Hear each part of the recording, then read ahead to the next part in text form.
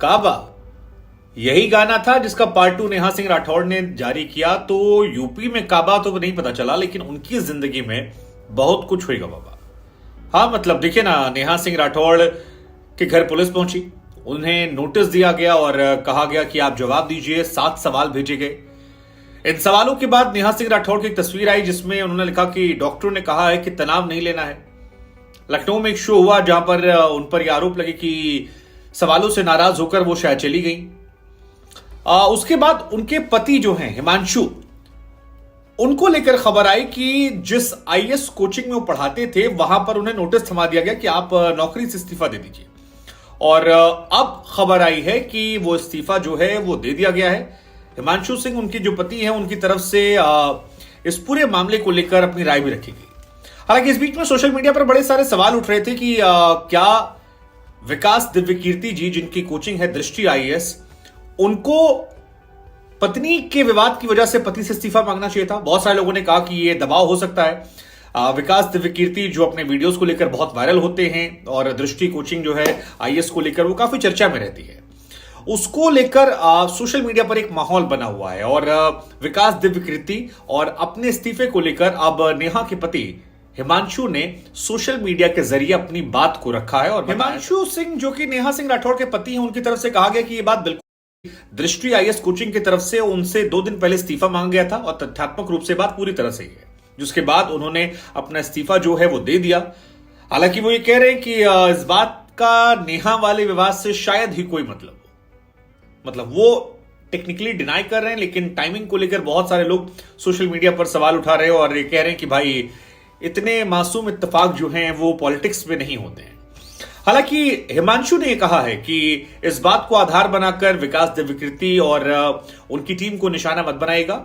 दृष्टि आईएएस या विकास जी जो हैं, उनका व्यवहार उनकी तरफ बड़ा स्नेहपूर्ण रहा है और इसलिए उनकी छवि को धूमिल ना किया जाए। लेकिन सच क्या है वो हम आप पर छोड़ देते हैं कि आप अपने हिसाब से आकलन कर लें। इधर सदन में भी यूपी में काबा की चर्चा जो है वो देखने को मिली और अखिलेश यादव ने कहा था योगी आदित्यनाथ से कि यूपी में काबा, आपने तो केस करवा दिया, हम पर तो कार्टून बना था और उस किताब का विमोचन हमने किया। किसी ने कहा अरे आप कार्टून हैं, तो उन्होंने कहा हे मत कहना कार्टून हम हैं, तुम कार्टून हो इसलिए तुम्हारा नहीं बनेगा, हमारा बना था। उधर योगी ने भी रिप्लाई किया कि लोग पूछते हैं कि यूपी में काबा, तो जाके उनको कह दीजिएगा कि यूपी में वही हम ही चला बोल देते हैं। उन्होंने कहा कि यूपी में जो पूछते हैं काबा, उनको बता दीजिएगा यूपी में है बाबा। और अगर आप नहीं जानते कि ये पूरा विवाद क्या था, तो आपको बता दें कानपुर में जो घटना घटित हुई थी उसके बाद नेहा सिंह राठौड़ की तरफ से एक गाना बनाया गया था यूपी में काबा पार्ट 2।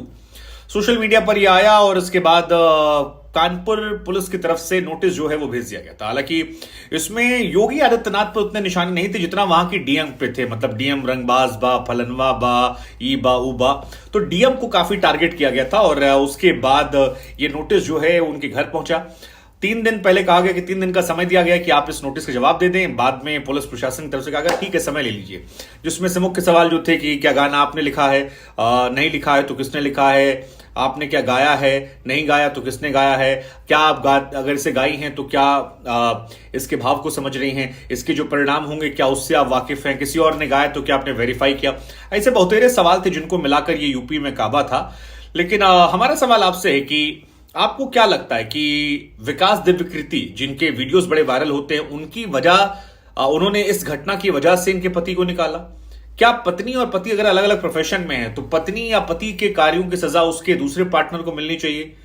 क्योंकि बहुत सारे नेता ऐसे भी होंगे ना जिनके एक बीजेपी में, कांग्रेस में, तो ऐसे में क्या नहीं बैलेंस होता है? और क्या ये यूपी पुलिस का नोटिस भेजना सही था?